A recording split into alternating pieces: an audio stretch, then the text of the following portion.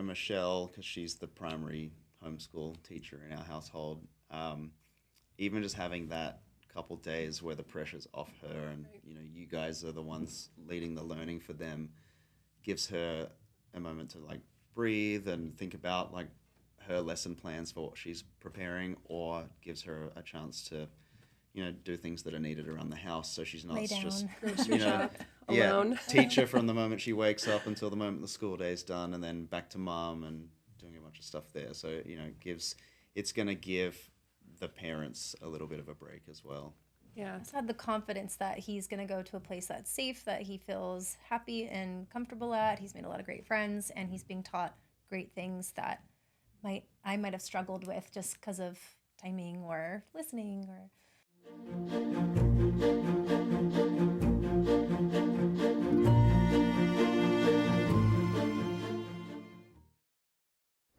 Hello and welcome to the Thrive Communities podcast, a place where real homeschool families share their stories and the heart behind their decision to educate at home. At Thrive Communities, our mission is to support and connect homeschool families in a community where children and parents can truly thrive. Whether you are new to homeschooling, considering it, or have been on the journey for years, we're so glad you're here. All right, Jonah and Michelle, thank you so much for joining us on the Thrive Communities Homeschool Podcast. You guys are a Thrive family, travel family, and you guys have such a cool, unique story that we wanted to share with everyone. And so we're so glad to have you guys here. Thank you. If you don't mind, I know you and I met a little bit before. I just want you to share with everyone your homeschool journey, and what led you here and what the path was, what it took to get to homeschooling. You want me to start? So I kind of touched on this with you briefly, but we already thought we would homeschool before we even had kids. It was very intriguing to us for different reasons. We tried traditional schooling in kindergarten for our son. It was okay, but then once first grade rolled around, it didn't seem like the right fit. There was anxiety around going to school, just different things like that. So I had a lot of friends who also homeschooled their kids, and it was like, well, we might as well try it. I didn't know about Thrive yet. So I was, I ordered the books that were popular and trying to do that. And although it felt like the right thing to do, it was very hard. Yeah. And I think there's a growing period of learning just, what works for your family individually and for your kiddo. But I think after finding Thrive, it was a mom, she had posted on her story, like her kiddos going and arriving at this co-op, and I was like, I need to know what this is because I needed that balance. I needed this. I needed help, I guess. I was learning how to do it and how to do it well. But when we found Thrive, we toured, and it seemed like such a great fit. And so, it's been a big blessing, big help with our homeschool journey. And I'm still learning as I go, but I think, it's been great so far. I think too, for Leo, having experienced a little bit of traditional school and then just the pure like at-home homeschool with just Michelle teaching, we brought him here thinking like it might be a little bit of a mix of the two. Yeah. And he just gelled with it immediately. And remind me, how old's Leo? 8 years old. He's 8, so he's been homeschooling the whole time, right? He was in school for a little bit. Yeah, he did kindergarten out of school. Okay. And then we found Thrive during his first grade year. Mm-hmm. So he's been going to Thrive just under 2 whole school years. Oh, nice. Okay. And Thrive's still fairly new, so he's part of one of the original groups then. Cool. Yeah, that's awesome. Yeah, it was cool to see, for some reason or various reasons, he had an aversion to the traditional school. Right. Which is interesting because the school we had him at was quite close in proximity to us. You can just about see where we live from there. So we thought that maybe would make him feel okay, but it wasn't working for him, and we noticed that, and we were, trying to feel that out intuitively. And then when we brought him here, there just wasn't those issues. So I don't know if it was a different, learning environment, different atmosphere for him, a blend of the community of school and friendship and being with peers, but without some of the rigidity and... Yeah, what were some of your cues that you were like, oh my gosh, this isn't working for him? Well, initially he works from home. I was at home, and our daughter was so young at the time.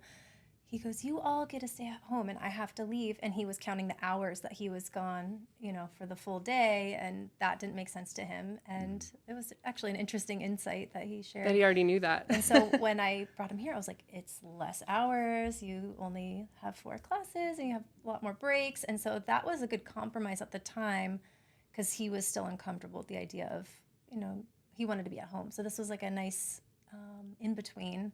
And now he loves going. He's excited when he knows it's Thrive Day. And Yeah, we love that. I love hearing that. It's like so special to have kids who even step out of maybe like traditional schooling and come into this and just do so well. It's so fun to see because the model works for every kiddo, no matter where they're at in their little journey. You guys traveled a little bit. The kind of travel world with education is growing. It's one of the biggest growing markets, road schooling, traveling across the world and learning new things with their kids. When you guys were traveling, how did that impact you guys in your schooling journey? And then when you finally, landed with Thrive, how did you land there? Yeah, I think, our recent big trip was 4 weeks in Australia and 2 weeks in Japan, all bunched together. Amazing. Part of it for his work and music. And so I think the cool thing about homeschooling is it reframes your mind on how to share real life experiences with them at a younger age, interacting with different social groups or different cultures. And one of the things, just as an example, before we went to Japan, I got out like Duolingo. We were practicing Japanese together. Yeah. So that was like something to, try and educate them on something, but also give them some preparation for our travels. And we brought some workbooks with us on the road. So we were still able to keep up with like math and English and things like that, but also taking the pressure off because we're almost in a new city every day at one point in Australia because we're on a plane and like going to all these different places. So it's giving grace around, we don't have to make sure we hit all these markers, but and letting them just experience life in a different way, which is really cool. And then Thrive was there when we came back and got back and integrated into our routine again when we came home. But Yeah, I think with me originally being from Australia and having moved around so much through my music career, there was this thought even before we had children that like, what if we want to be able to continue moving freely like that? What if we want to spend 6 months in Oz and then 6 months here, or not what be if I trapped continued? out of school? Yeah, exactly. And school would have fully impeded on that, and we didn't want that lifestyle to impact our kids negatively. And so, as Michelle said, like homeschool was kind of always on the cards. And now when we are here and we are home, knowing that we have Thrive to send the kids to, it's awesome. It takes some of the pressure off Michelle with like doing everything while I'm at home working. So yeah, it's a great dynamic. That's I awesome. think just kind of touching on that too, I felt overwhelmed. I wanted to dive into homeschool, but we learned also that Leo has ADHD and neurodivergencies add a huge different thing into the mix. Which also allowed me to grow and adapt to his learning style, which was a really big insight.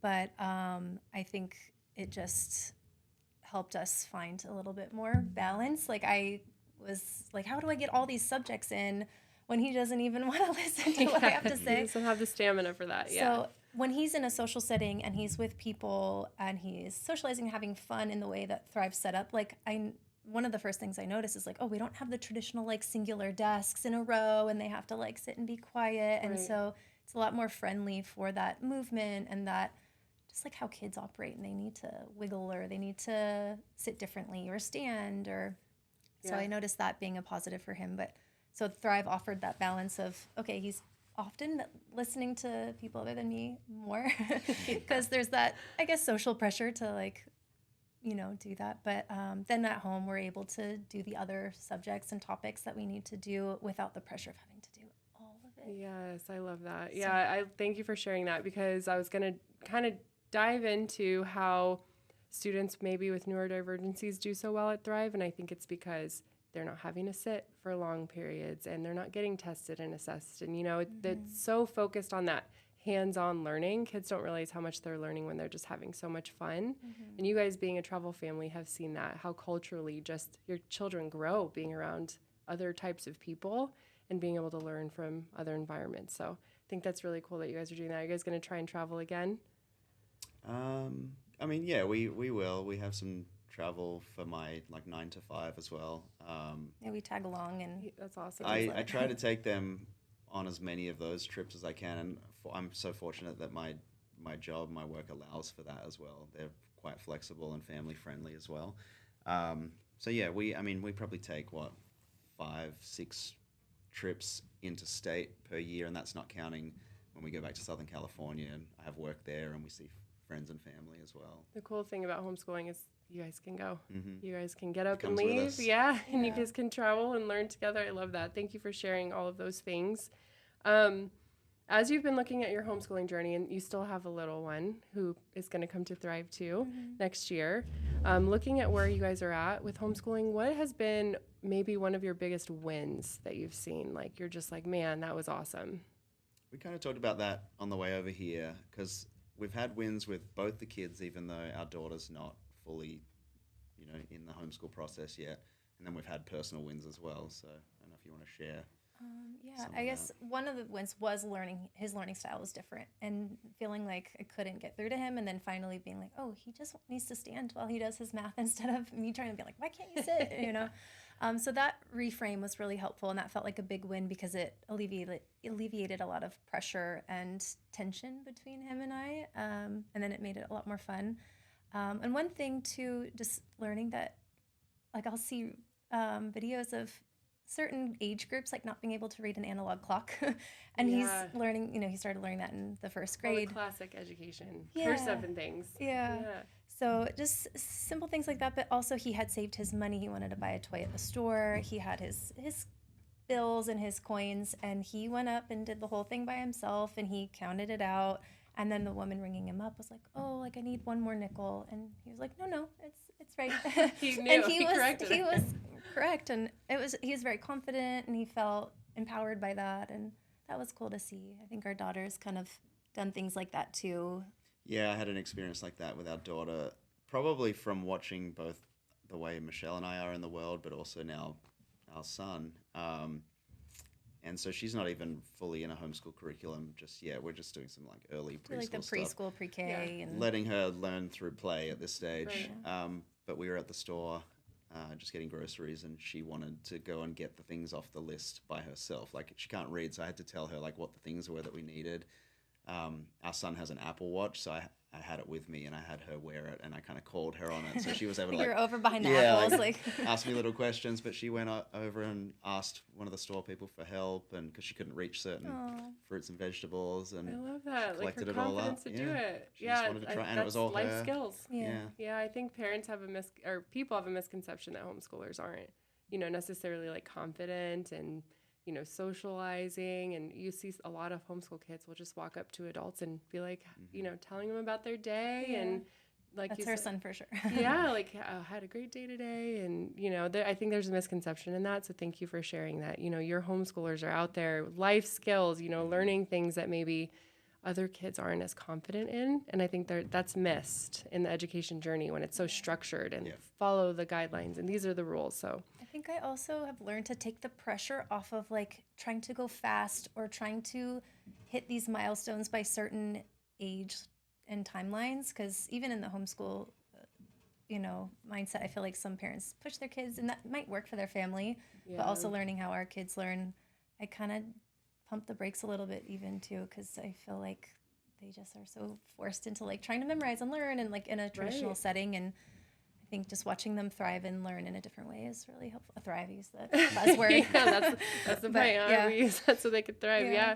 I think it's really cool too that you're sharing that because everybody's homeschooling journey is so different, Yeah. and that's totally fine. You can make it whatever it is. I have Yeah. twin girls, and I brought this up before, but identical twins learn at different speeds, like different things. And I think the cool thing about homeschooling is siblings are never pinned up against each other. There's never a metric they're having to meet. It's Yeah. learn at your own little speed, and you're amazing the way you are. That's great. Do you know what your child's favorite Thrive Day subject is?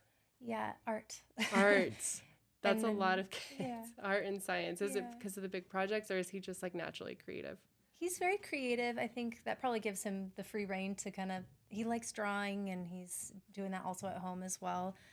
So, Art, has your kiddo come home and like shared any fact that they've learned at a Thrive Day that you're like, wow, I can't believe you remembered that information?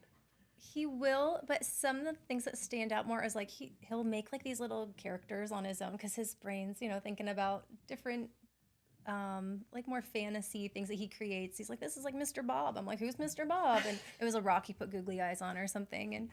But I think the other day he came home with like a Roman headdress, helmet, and he was yeah. telling me about that, and that was cool. It's also reminding me of things that I probably forgot about. It's cool to see him learning all these different things and being exposed to so many different cultures, and also cool how it's tied into all the subjects that Thrive kind of intertwine with the literature and the history and the art kind of all the fold together. cohesiveness. Yeah, They don't realize it, but it's all yeah. one era. And they're like, no clue.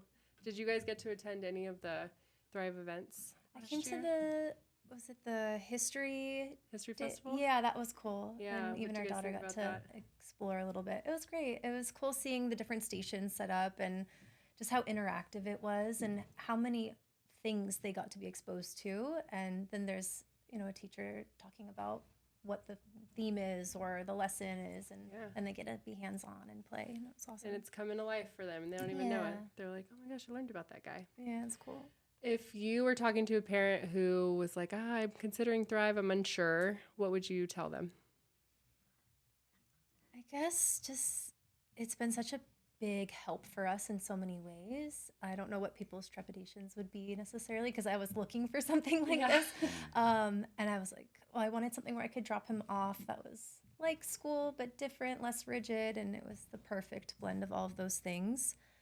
I guess giving it a shot and just seeing if it works for your family because I feel like it has really helped ours. Yeah, I think for Michelle, because she's the primary homeschool teacher in our household, even just having that couple days where the pressure's off her and you guys are the ones leading the learning for them gives her a moment to like breathe and think about like her lesson plans for what she's preparing, or gives her a chance to do things that are needed around the house, so she's not just alone. Teacher from the moment she wakes up until the moment the school day's done, and then back to mom and doing a bunch of stuff there. So it's going to give the parents a little bit of a break as well. Yeah, I've had the confidence that he's going to go to a place that's safe, that he feels happy and comfortable at. He's made a lot of great friends, and he's being taught great things that I might have struggled with just because of timing or listening or. Yeah, I love that. Thank you for sharing. The last question I want to give you guys is, you're still new in homeschooling. I know I've homeschooled for 11 years and I would do things different in some pieces, but what is something that you've learned up to this point that maybe you wish you would have known sooner or changed sooner about your homeschooling journey? Well, I think knowing it doesn't have to look a certain way. Mm-hmm. I think I thought it had to be structured this way or more time spent because I was my own thinking and the way that I went to school was long hours and so much repetition and so much like traditional schooling that it was hard for me to unlearn how to homeschool. That's the only way. Yeah. So I was like, am I doing enough? Am I doing the right things? So I think maybe just being more mentally prepared in the beginning to know that it didn't have to look the same way would have helped not cause so much anxiety around doing the right thing. But I'm just learning as I go. I think I knew it was the right decision, but I hadn't read all the books yet or listened to all the podcasts at that time. We kind of flung ourselves into it and then caught up with the information and the research as we carried along. But yeah, and giving yourself grace along the way. Yeah. A lot of families, I think, are so nervous about going into homeschooling. I'm going to mess up my kid. Am I doing the right thing? And so it's just really nice to hear families who are doing it and their kids are awesome. I got to see your two little ones, just great little kids, and you guys are doing a great job. Thank you. I think no one knows our kids better than we do, right? And so just looking at that and leaning on that as what kind of things they need. Like, we know what they need. We know more about and care more about their learning styles and maybe the things that they are gravitating more towards. So we want to foster that. obviously we want to give them like a broad and even education, but we don't want to maybe squash some of the things that they do show more passion towards. So, we're the ones that really see that and are focused on that, so we can kind of help just guide them in the right ways. I love that. That's great advice. Well, I love meeting our Thrive families. So many amazing backgrounds in many of our families here, and just cool journeys, and really appreciate you guys sharing with all of the homeschool families, people considering it or in it. And so it's just nice to hear from families who are, doing it, and no one's on an island. Everyone's doing it and on their own journey. And thank you guys so much. I appreciate it. Yeah, Awesome. thank Thank you. you. Props to all the parents. Yeah. I homeschooling. know, Yeah. exactly. Homeschoolers rule. You can do it. You got this. If this episode encouraged you, share it with another family who might need it. And don't forget to subscribe so you don't miss what's coming next. We'll see you next time.